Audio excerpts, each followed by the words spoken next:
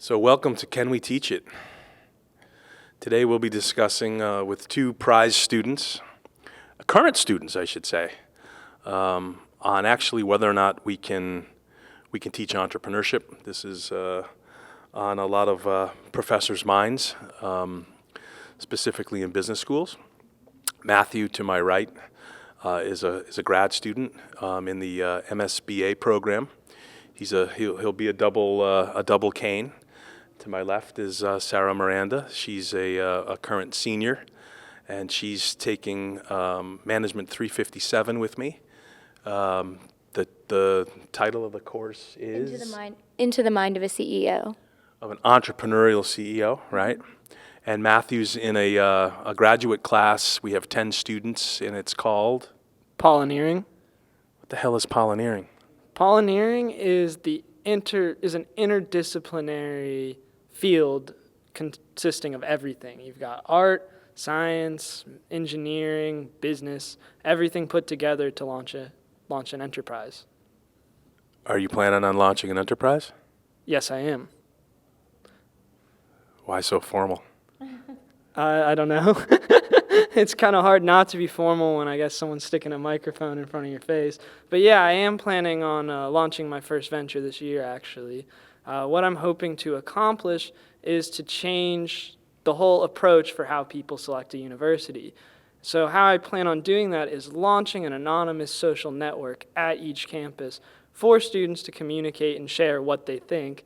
And I want this information to pipe into a main website that parents and high school kids can register for and see what's happening on campus and get really cool analytics on stuff like what is the fashion like on campus, what sort of music are you hearing at the bars, and what professors do you hate. Lovely.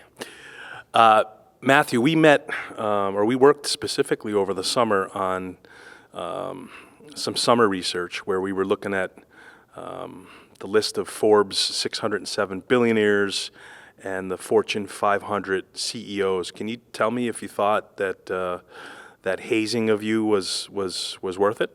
Yeah, I think what mostly made the difference was actually a separate side of our research.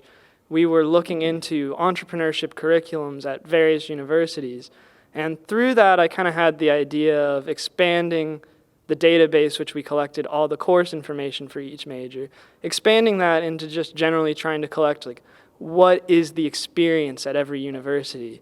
And once I had that idea, I kind of realized that there's a previous app on the market that people really enjoyed but ended up getting shut down because of a failure in their business model. So I thought if we bring back that kind of app, I think I have the business model for it, which would be kind of a freemium model for parents to use and help their students pick their college. Freemium, we're going to talk about that. Might change. Might change. Sarah, you came to me, we had coffee. I think you were questioning, I don't know if it was the class so much, but maybe your direction, and we had such a great conversation. We started sort of a side course of the class, reading all kinds of dense things because you were sort of thirsty and craving some of the topics. Maybe talk about sort of where the class has, what's happening in the class for you, because we're right smack dab in the middle of it. Okay. So yeah, I originally came to you because I was, and honestly still am, so confused at where I want to go in my life, as are many, but more or less, I'm super interested in like what the class is all about, the mind of an entrepreneurial CEO. And it's changed a lot of my mentality, I guess you could say, on life in general. So specifically, we started as he asked us the question, is entrepreneurship nature or nurture? And it came to my mind the way that like anorexia, bulimia, alcoholism, these things work.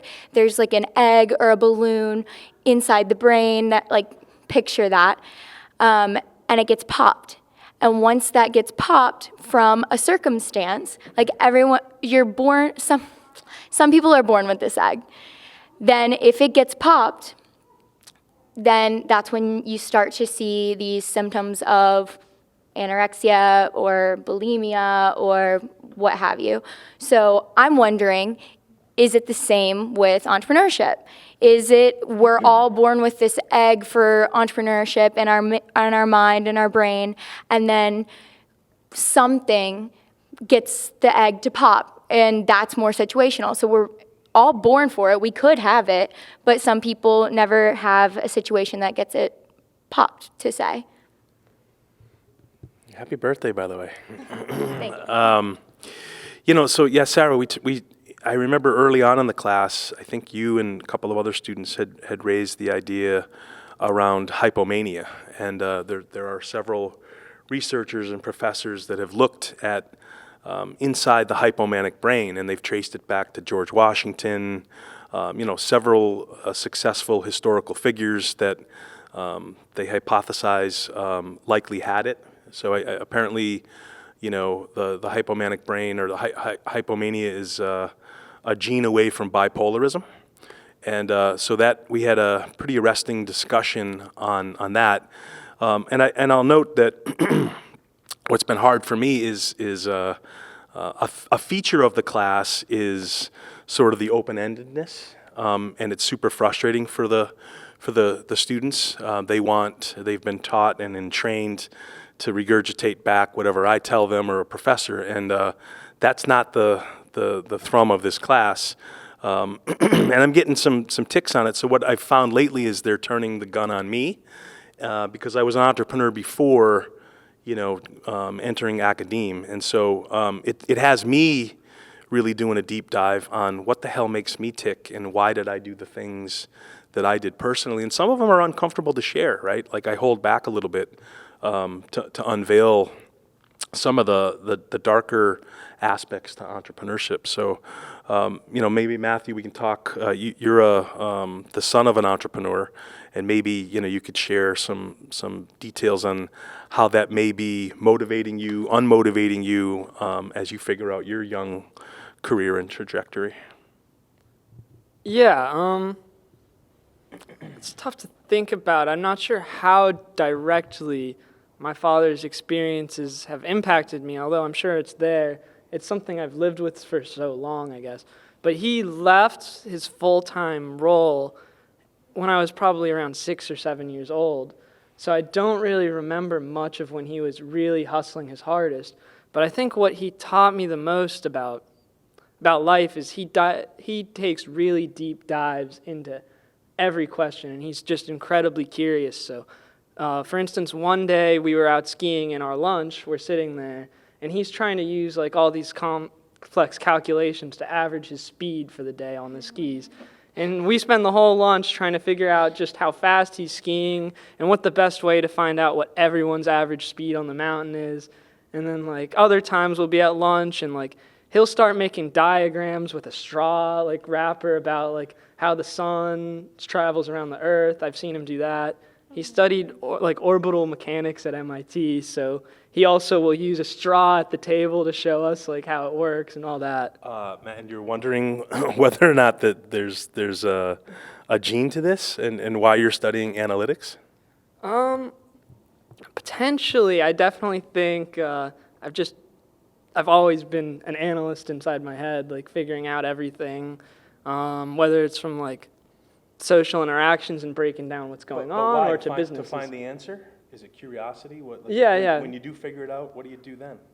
Celebrate, or do you go on to the next quest? Just go on to the next question. Just like, okay, cool.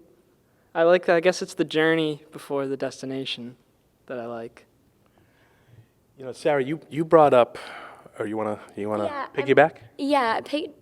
Piggybacking off of that, like, are you proud of yourself through each journey, or is it like you get to that goal and then you're like, you don't even celebrate that goal because you already see the next goal moving on? Sometimes I guess I would say when I've solved a problem, I'm proud of it. There are times when I've sat down for 6 to 10 hours, like on a programming class. I've already got something that relative to my peers will probably get an A, but I want to make it absolutely perfect or make it something that scales. And when I finish it, I do feel pride, do want to celebrate, but the real enjoyment is just sitting down and like losing myself in something interesting. Like flow. Yeah. Like flow. So good note. You're paying attention. So we did early on also traverse into Mahali's work on flow. It's been widely ridiculed. It's been criticized. It's been celebrated. And I think one of the sessions Sarah had brought up very transparently that she's a dancer. I think on scholarship here, right? No, I wish. So you do it out of pure desire, and I think you had likened. There's a time when each dancer has to improvise. This is in the Hard Rock Stadium, by the way, during football games with throngs of people, and I think you mentioned that you black out when you improvise. Oh, absolutely. Or even when you perform sometimes too.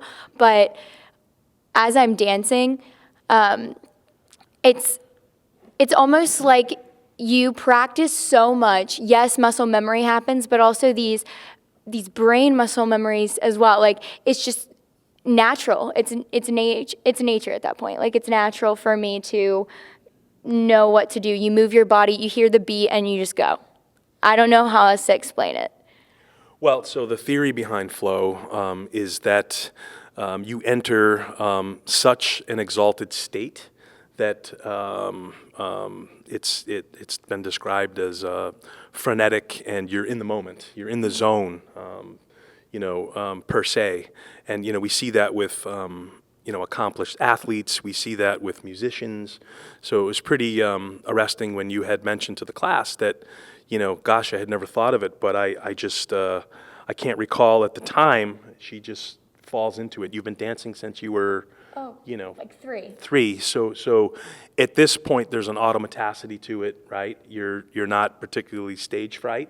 No. And so you get nervous right before you go on, of course, and you want to please the judges if it's a competition, or you want to please the coaches if it's a game, or ultimately, yes, I'm feeding off of the audience's energy. Like I feel that when I walk onto the stage or onto the field, like that's what pushes me. But once the music starts, from start to finish, I know that if I remember doing the performance, it was a poor performance. It wasn't good. If I do the performance and like barely remember it, like do have that blackout sensation, we walk off, you're breathing hard, you're dying, and the coaches come back around and say, that was great, guys. Like you really killed that one. And I'm like, I wish I was there for it. I don't remember anything. So, for me personally, I grew up the son of a trial attorney, and I can remember, him coming home at night, my father, and grilling us almost like we were being cross-examined, and it would be such a frightful experience that I think I too would black out. Like, I wanted to, please my father, and it was such a state. I don't know that it was exalted. It was maybe fear. So I wonder, Sarah, if I can ask, your upbringing, West Virginia. Think of John Denver for some reason, that song.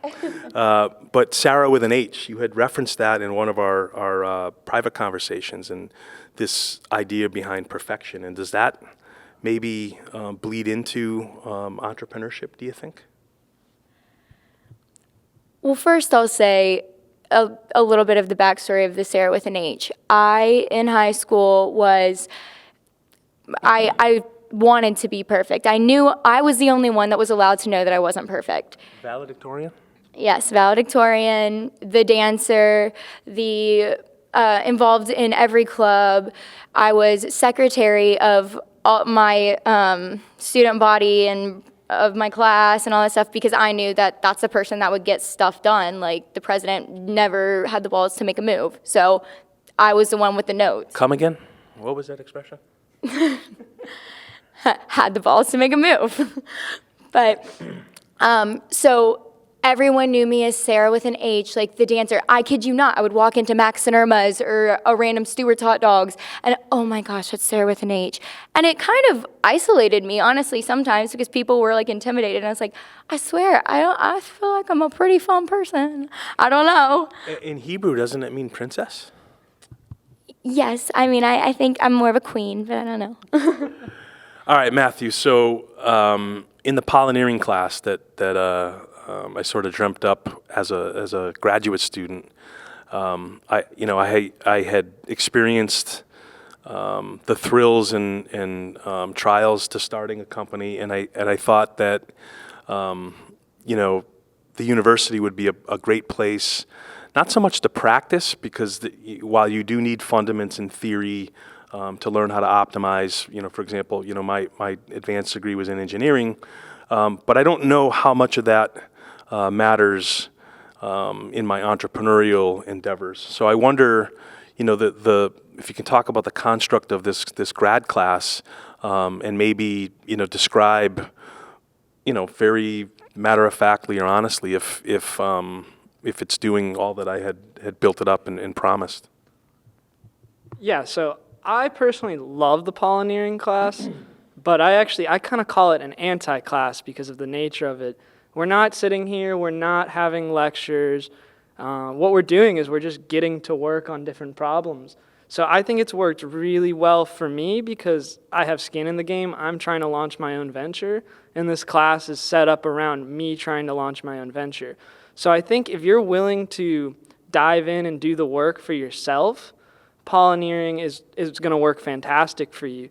Where I think it might be missing with some of the other peers is that they don't necessarily have skin in the game, and their motivations for many students are, can I get an A? Versus for me, my motivation is never about the grade. It's about me doing something I enjoy doing, me learning something I want to learn.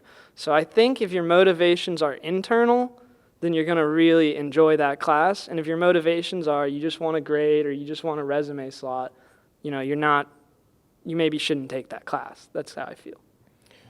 Yeah, fair enough. And so it begs the question, can we really teach it? I'm constantly harangued by entrepreneurs outside of the university when I tell them about this class. They sort of shoulder shrug or laugh or say something dismissive. And so, Sarah, I wonder, in our undergraduate class, maybe talk about some of the approaches that we're tackling. I know that we've launched, and again, this was unrehearsed. I didn't come in to that course with the idea of launching a dictionary, but maybe you talk about sort of where the class has ebbed and flowed, and maybe speak on behalf of some of the other students, sort of what we're trying to stand up, why we're doing it, and if you think it's germane to not only your learning, but everyone around us. Okay, so in our class we have speakers come in every week, and CEOs of different companies and entrepreneurial CEOs. So they began this startup, and they talk about their story, the startup itself, and at the end they stand up in the front and are on the firing line, and that's when we really get the good juice out of their real mindset of why they even chose to start something like this. And a lot of times certain words would come up, and grit and firecracker and Unprecedented inner loneliness? Yeah, that too. And even in like a side entrepreneurship internship, both times that I worked at a startup, they both said they were just so lonely. Right. I think that's something that needs to go in the dictionary as well. In your reading on top of what we're doing in the class or not doing in the class, I noticed that you and your partner started citing Bandura. Tell me about, this is a prominent scholar from the 70s. Maybe give some, inkling and insight into self-efficacy. So I fell upon self-efficacy. We were talking about it in my negotiations class and applying it as if you believe that you're a good enough negotiator. And that rung so true to me because of my perfectionism, as we were talking about before. It's no longer, I had to get over the hump of going after the grade or going after the approval or going after what you were saying, Matt. So once I fell upon this self-efficacy thing and worked with my therapist, of course, but I started to dive a little deeper, and I truly believe that part of what makes an entrepreneur successful is this self-awareness and self-acceptance, because how else are you going to put everything on the line. You have to completely believe in yourself and completely believe in your idea. And whatever idea that you go after, one of our speakers this past Tuesday was talking about, it has to be your passion and something that you care about. You have to follow that passion. So if you don't believe in the idea, no one else is going to believe in the idea. And basically, as an entrepreneur, you are the idea. So if you don't believe in your idea or yourself, I don't think you'll become successful. And yet, that particular speaker could be a peer of yours, right? She's fresh out of an MBA. She hasn't, at least from some of the successful measurements, produced one copper red cent, and you're buying into, what she was sharing with us. Maybe go into a little bit of some of the examples or what resonated with you, because I actually received 3 or 4 emails from students who I thought had just sort of checked out for the semester. 2 of them, in fact, and I was like blown away that they had reached out and they confessed, and they're just like, oh my God, I think I could be an entrepreneur. So maybe, hit on what Nikki had shared with us, because I would have thought that you guys would be citing some of the other successes where they're coming in, and we had one CEO who's exited to the tune of $300 million in his 5 startups. So talk about why her. I mean, she makes Aussie bowls. Acai bowls. Right. Put that in the dictionary. Well, first of all, I think part of it has to do with she's gorgeous, and so people wanted to listen to that too. Like, when a beautiful person walks into the room and she's relatable, like our age, then of course, like, someone's gonna listen to whatever she has to say. So that's a side note. But I truly think that what she's talking about resonates with our generation so much, because we are so, where do we go next? What are we doing? And maybe it's our age group, or maybe it really is truly a generational thing where we're so scared of not doing the right thing, or scared. Like, I have this theory that we are addicted to stimuli in our lives. So, you're not necessarily sad, not depressed, but you're not happy. And so you think that you're depressed, but in reality, you don't have a stimuli. So you go out and you shop, or you go drink, or you put a goal in front of yourself and you run yourself ragged and you chase after that goal, and that's your stimuli. Or you look forward to Christmas, or you look forward to your birthday. That was yesterday for me. But I realized in my own life I was doing that, not celebrating the little wins as I was along the way. If a frog is trying to get across the pond, he jumps onto lily pad, lily pad, lily pad, but he's not celebrating along the way. He's tired, he's worn out, and he gets to the other side, but he's not even proud of himself because he sees another lake that he wants to jump across again. And I think that's us, that's our generation, and something that we're struggling with. So when she came out and said, why, basically I took it as, why are we doing all of this stuff to please other people? If you find something that's your passion. I've always said, you find a passion, you follow it till the end, and once it ends, that's not wrong, but another passion will come along and you follow that until it ends, and that's how life goes. So all of these random things that she was talking about in her life, celiac disease and being obsessed with health. She was pre-med, loved studying the brain and Alzheimer's disease and all these different things. She was like, why is it so random? Why do I love this and that? And I'm going to business school now, and I'm starting a lingerie company. And that's how I felt. Like, I really resonated with her because I feel like I'm in love with so many random things. And she said that eventually for her, it all comes together in the end when you follow what you're actually passionate about and what you actually believe in. But I would be curious, and I'm going to email her, I'm going to find her, because I want to know where was like her self-acceptance. I felt like there was a little tension whenever she was in undergrad, when she was like figuring out all of her eating issues, and when I spoke afterwards with her about, how she changes her lifestyle completely. So I would be interested to know, when did she completely self-accept as well? So, I think one core component, I know, not so much as an academic or professor, but having been in the soup, the entrepreneurship journey is is so lonely, and we don't necessarily share some of those really hard components. Like, for example, I happen to know, so where I encourage you guys to research, I really want you to become sort of lifelong learners. And I think one of the things you wouldn't know about Nikki's presentation is that she actually was stuck up at FSU because she followed a boy there. So as an 18-year-old, this is a very bright mind that is studying up in Tallahassee for no real tangible reason other than following her heart or hormones. Matt, let's tack and actually, Nikki had mentioned that she joined and started an MBA to learn the language of business. So I want to talk about language and dictionaries. But why are you knocking out a master's degree when you just finished 4 years of undergrad study?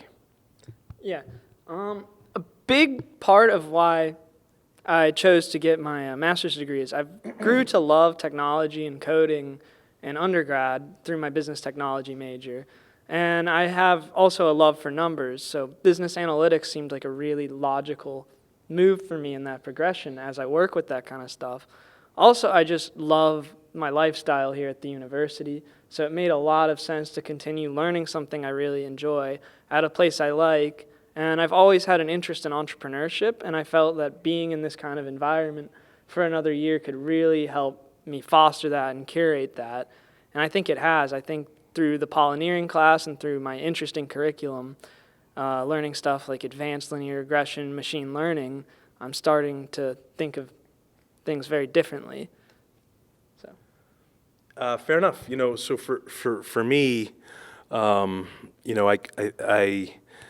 you don't know this. I went back to school later in life, advanced degrees, to figure out what the hell was wrong with me. And I cognizantly did not choose to study business. I did a deep dive at the University of Chicago reading really dense literature to figure out and unpack and unearth what the hell was wrong with, like what had made me make the kinds of decisions I did when I was spearheading some pretty large businesses.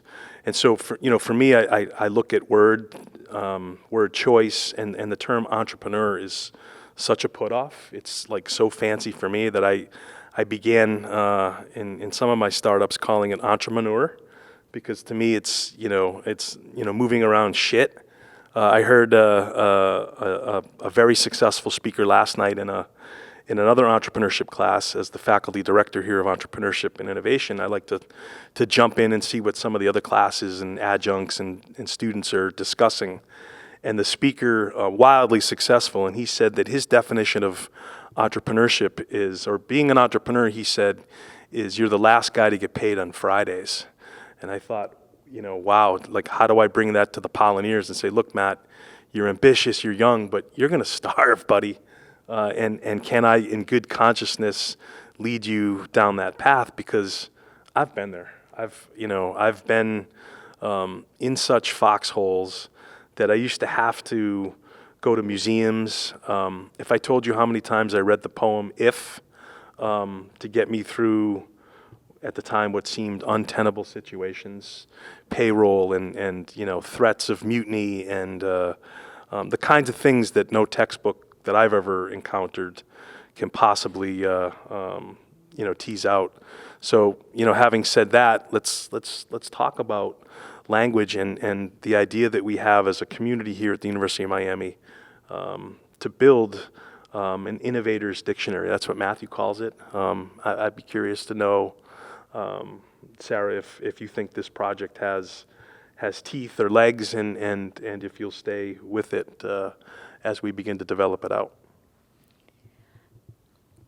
I'm curious to see where we take it, especially as we have started in class submitting different words, and we still have to come up with rules and regulations and a voting process to get a word into the dictionary, or the innovationary. Well, why? It's our dictionary. I mean, that's true too. We don't need to put, this is a noun, this is how it's used, the conjugation. It's not necessarily like that, but it's more educational for people components around entrepreneurship. I do think that there is value, at least as I inventory where I went wrong, and boy, did I go wrong.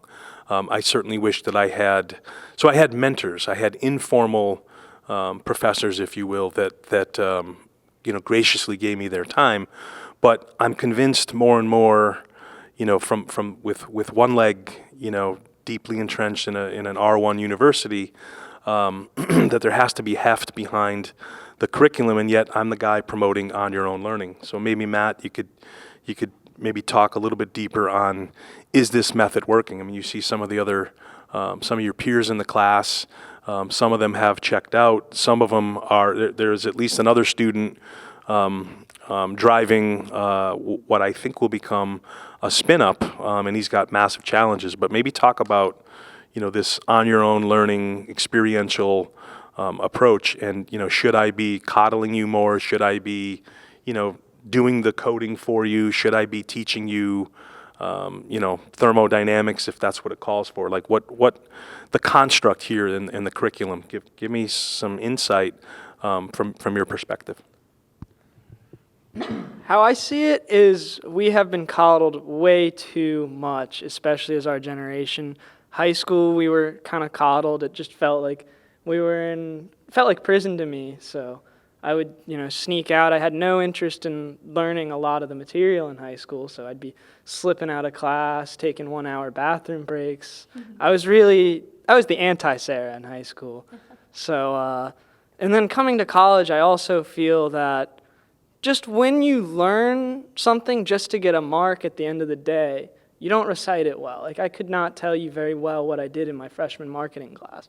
But, for my research, for my project initially when I was compiling curriculum data, I wrote a scraping algorithm where I went into Python and I ended up building an algorithm that scraped every single course requirement for every single major at the University of Miami. And it was able to recognize whether or not this is an elective option or if it's a mandatory option. And it exported a data file with 6,000 entries. And doing that on my own, for my own good, taught me way more than almost anything else I did in school. But I also think at some point you need someone driving you in a direction, I think, at this age. So you need someone telling you, like, hey man, you don't know this, you gotta go learn this. But I really think I personally self-teach better than I can be taught. And yeah, so not everyone's an autodidact, I suppose. But I know that we're bantering back with logo iteration. Matt wants to use a kangaroo, and I'm dismissing it. But I noticed that he actually had the gumption and the guts to say, hey, I like kangaroos, right? So I think that may not be a salient teaching moment, but again, I do think as you move and make some mistakes, and as we tack, and as you sign a lease to open up your little shop, I think that I hope anyway that you'll keep coming back to me, and if not me per se, if I don't have, I'm not Nostradamus, right? But at least my network, I can point you into the guy or the woman that has that expertise. And I think, to me, my foray into starting businesses, I always had to get to the next person, right? Or I always had to hire the right person, or I always had to, find it and figure it out. But, God damn it, nobody ever had to tell me to get out of bed.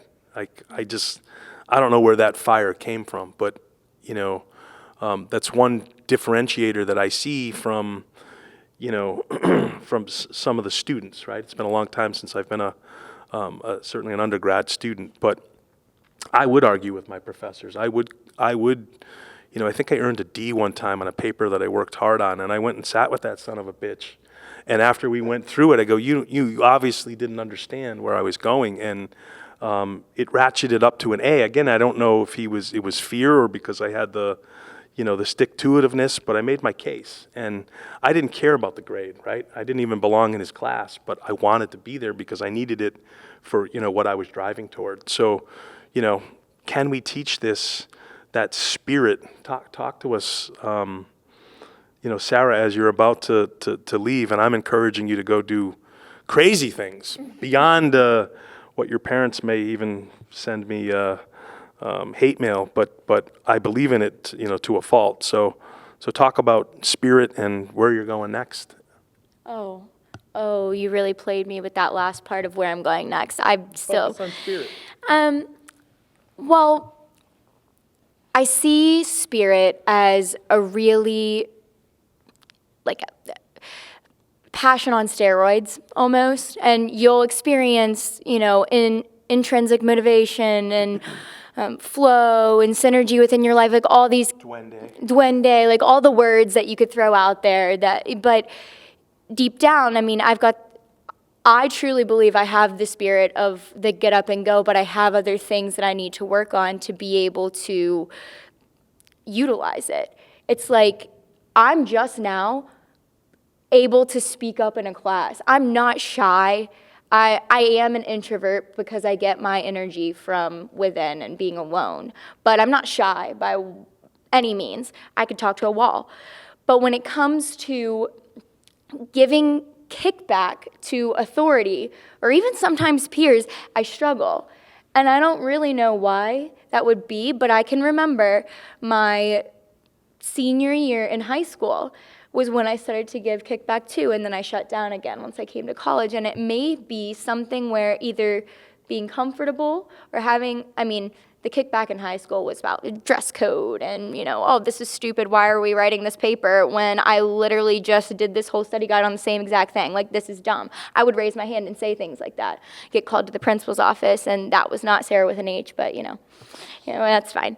But rebellion. It's a little bit of rebellion that I finally got this fire in my belly, and I don't know, maybe it's because I was so fed up by the end. I had played the game of that school. That school was one giant school, so I went there from pre-K through 12th, the same building, every single day. Great people, great school and everything. I'm not like shitting on the school, but I was fed up and I was done at doing it everyone else's way. So I was like, okay, no, like what are we doing here? There's no greater purpose.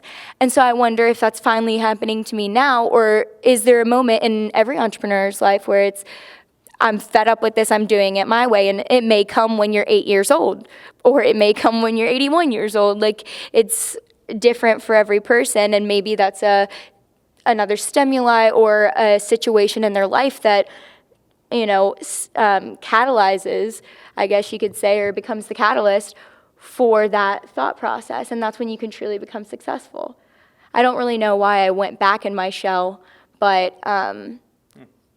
that's more introspective thoughts that I'll probably have when I can't sleep tonight. I think I can add to that, I've kind of gone in and out of my shell throughout my life, where I'll go through phases where I'm very bold, open, out there, and very introspective. But I think it's just a natural progression for people to kind of come in and out of their shells. And I've seen a lot among my friends. We all went through like separate self-improvement kicks. And when you start on one of those kicks, you go through a high where you're just, I was for a phase, the best way I can describe it is I was high on my own self-improvement, like going to the gym constantly for a phase. And then you kind of get used to that kind of thing, and you kind of get comfortable, you plateau, you might even downgrade, like you say, like, oh, I conquered whatever I was trying to conquer, I don't have to worry about it. And then you kind of drop it, and then you shoot up. So I think it's normal to kind of go on ebbs and flows, as long as, like, your self-improvement is not strictly linear. So you just have to recognize it's going to go like this, but you want to just keep it up, move for the next phase, and be patient, kind of. I think it's really important to be patient. It's not a sprint. Yeah, very, very, you hit a nerve, Sarah, actually. I'm recalling that, and I'll give a full confession. You graduated valedictorian. That was your spirit. I was last in my class, dead last. And I'm also the 7th grade, the professor called me out on some novel, and I was so angry at him for his quip that I threw the book at him. So it was alleged that he was a karate, jiu-jitsu guy, and I was so angry. But I went down and I made my case with Dick Cunningham, and I wasn't expelled that time. But the anger never left me, so there was no filter or shell for me. into my adult career, into my entrepreneuring. I was hard charging. I wasn't gonna let the authority rule me, control me. I wasn't impressed with, the Harvard degree. In fact, I wanted to go on against, those pinnacles of success. So I've never really shared that live or with any, but within my own being, there was a fire and a spirit making me want to compete. So can I ask, I mean, you said you went back to school to kind of figure out why you were the way that you were for your entire life. And I mean, did you find anything? Are you still searching? And where do you think this spirit came from that you said that you've had your entire life? I mean, throwing a book at a teacher, I mean, maybe it's a little unchecked, but it's still something that I think is valuable. I mean, not throwing the book, but where it came from, the fire that it came from.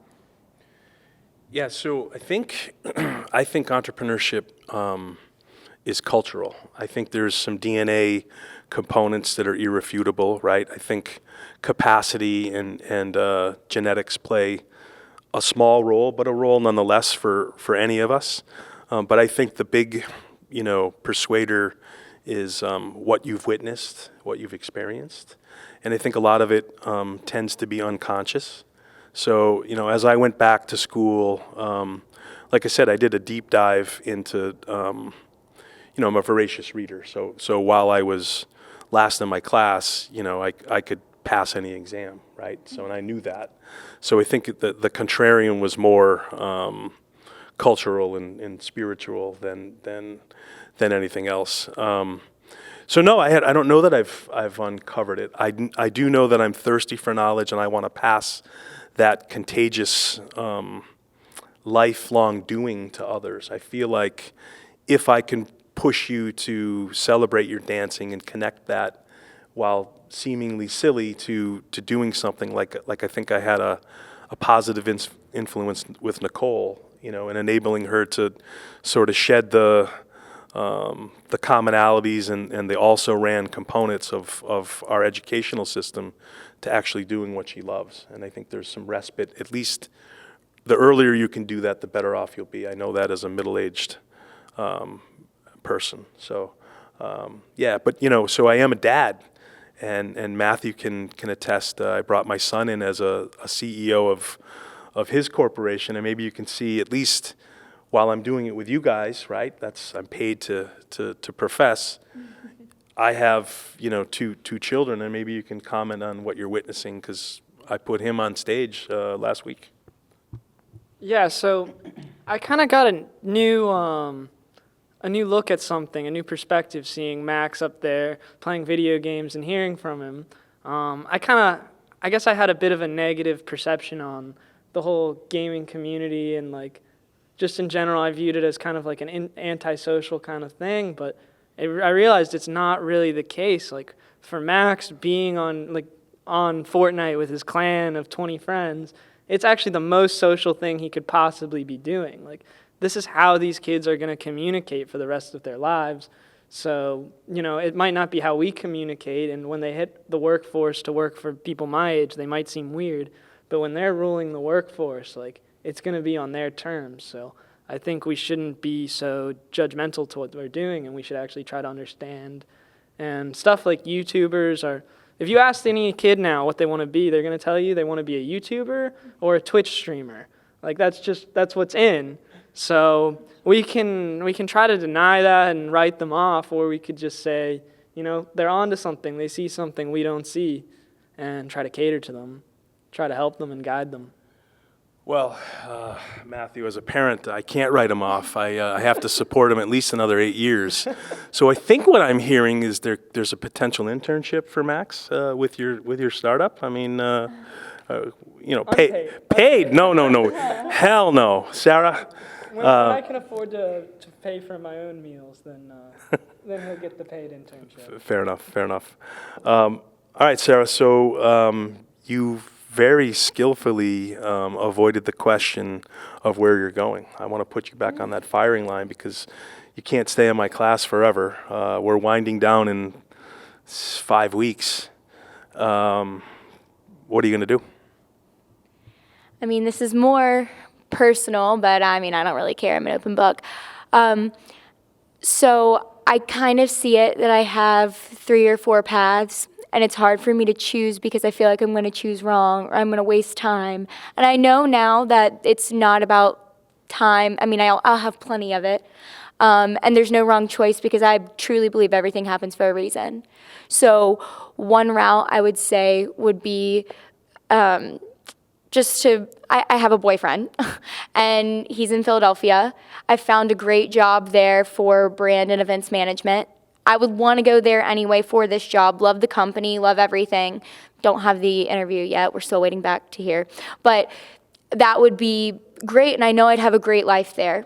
And I've already thought of maybe starting my own like bar crawl thing later in life there. Like I'm such a big thinker. I've thought of every path in so many different ways, shapes, and forms. It's insane.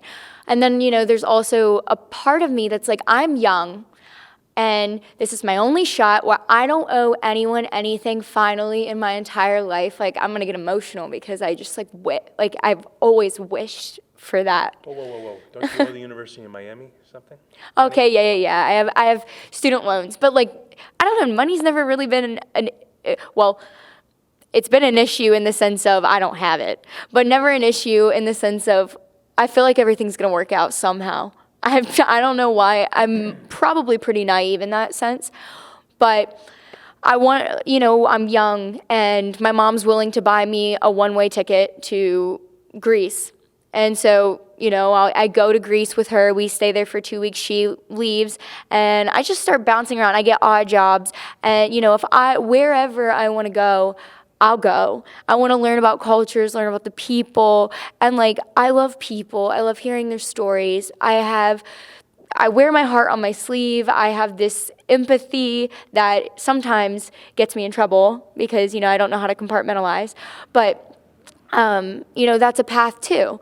And then there's, grad school. And then there's a job that I know that, I have an offer right now, and I know, by November 6th, I'm fairly certain I'll have an offer. And I don't want it. It's great money, but I know that I won't be happy in the end. But it's so confusing. Now more than any other time in my entire life, I'll probably turn it down just because I want to love life. I want to have fun and do something that matters in the world. Most of my ideas, they're fun, cute things, makeup for professional athletes and cutesy or whatever. But before I do something like that, I want to change the world in some way. So do I need to learn more about the world and travel? Or what do I need to do? That's where I'm at. I apologize, Mr. and Mrs. Miranda. No. Matthew, how's my teaching of entrepreneurship going? You just heard, I didn't hear you say you're starting a company, so is that the measuring stick in this entrepreneurship crusade? Is she entrepreneuring? Did you hear that from Sarah? Now I'm going to pit the two of you. You're my 2 top students. So wait, what's the question? I don't really have a question. What do you think of her answer to my question? Where's she going? Yeah, I think you're asking the questions that everybody at this age is asking and should be asking. And at the end of the day, you just kind of have to pick a path and kind of go to it. Yeah. That's what I'm struggling with. Yeah, it's that path because I think you have to accept that whatever you do, it's going to be all right. I like the idea of, traveling the world. You see the success there a lot. You see a lot of people come out of that successfully. I think every opportunity you take, you're going to have a risk, you're going to have a payoff. So Okay, so the big, lodestone question here is, am I wasting your time? Why the hell are you in my class? What's the point? you're the first person that has ever let me make the material my own. It's not just about a book. Not even in kindergarten? No, I colored in the lines. I never got a Krabby. Wow. I'm telling you, I was the perfect one. I fell asleep on the dot. Oh, it's 3. Good night, everyone, and never talked in nap time. It was ridiculous. Oh my God. I can't even tell you, first grade. You're jarring my memory. Stop it. Mrs. Knightley, I colored outside the lines, and she scolded me. I was in first grade. I went to school early, so I'm 5 in first grade, and she blasted me. She was 100 then.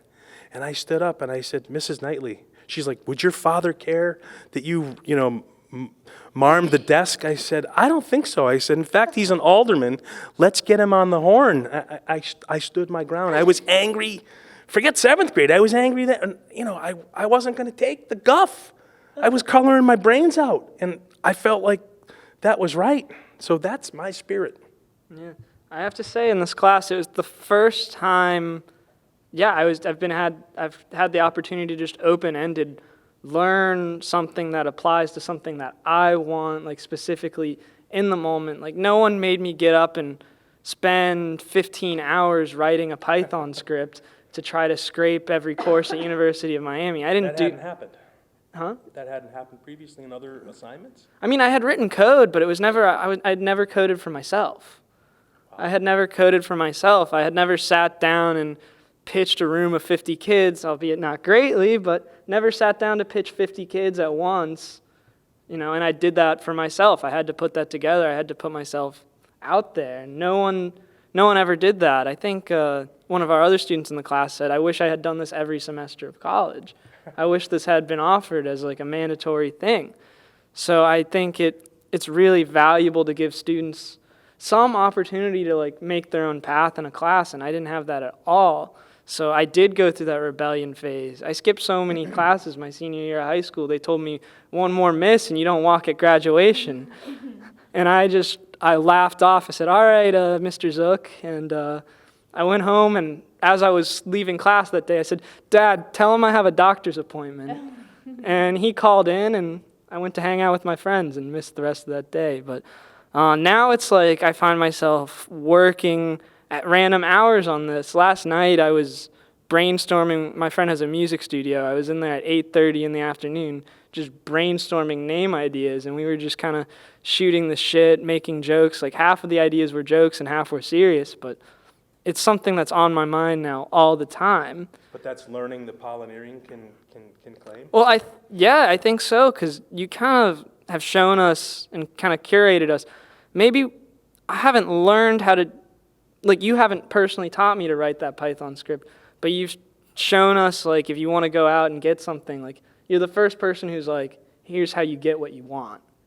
Nobody ever made it about teaching us to get what we want. It's always been about, like, your boss wants marketing, you can do this. Like, and I think the nature of the workplace is changing. So many people are living alternative lifestyles. Like, who would have thought 20 years ago being a professional YouTuber was a thing, where you could just take a video of yourself every morning saying what's on your mind, and that pays your bills. And people are doing that. And this, for the most part, the universities aren't teaching us to be ready for that. So I think for, like, Sarah's question, for, like, what should I do? It's not set in stone like it used to be. You have alternative options. Like, you could travel the world and be a freelance social media marketing person, and you could do that. And that's a very real thing. Like, if you're looking at traveling, there's a site called Hostel World, and one of their things is, like, good for digital nomads. So, like, you can find hostels, you can live on, like, in parts of the world on less than $50 a day, like, pretty comfortably, just while traveling and going among different areas. So if you can just manage, like, a little bit of income through, like, clients, there are people going everywhere. While I was traveling this summer, I met someone she lived in Bali for 3 months to set up her online course business. I don't know how she's doing, but there's an alternative that we're not really being shown. Yeah, so, I do think that entrepreneurship, the spool thread, is actually doing, right? The old John Dewey point, the pragmatist educator in the early 1900s said that life itself is the experience. That's the learning. But this is, Podcast Zero. I want to thank you guys for joining us. I think the deep dive next time, maybe looking at parental upbringing as we continue to look at the cognitive choices. I think for both of you, the future is wide open, and I think that can be both a blessing and a curse. Yeah, thank you so much for this opportunity. It's been great. I just want to say one other point, just piggybacking off what you said. I think that where you had previously said it's like you need a mentor, someone to say like what to learn. We're eager to learn, but it's like we don't know what to learn. So if we're teaching ourselves, if someone gives us something to go off, like you're the first person that's like, okay, here's the topic that you probably should know about, now go learn it. And you send us off and you let me be however crazy into it I want to be or not. And we saw that one video in class where the guy was talking about like our entire lives, all the information is with the teacher, the professor, up at the front of the classroom with the board. And yeah, and you're just watching the whole time. And it's like you have to wait 4 years until you finally can start your life. So I'm definitely grateful for meeting you, for signing up for this class. You weren't even supposed to be the professor for it, so. That's true. Yeah, no, I signed up when another professor was. So no, everything happens for a reason. Huge believer. So I'm super grateful to be here. All right, I think if you have any parting words, Matthew, I think we'll shut it down, and hopefully the dictionary won't be debilitating, but we can carry that thrust. I think that at least I'm hearing from both of you. And again, remember, my inspiration comes from not necessarily my upbringing, but what happens to my two children, and I don't want anyone to ever discourage either of them from being who they are, being comfortable in their skin.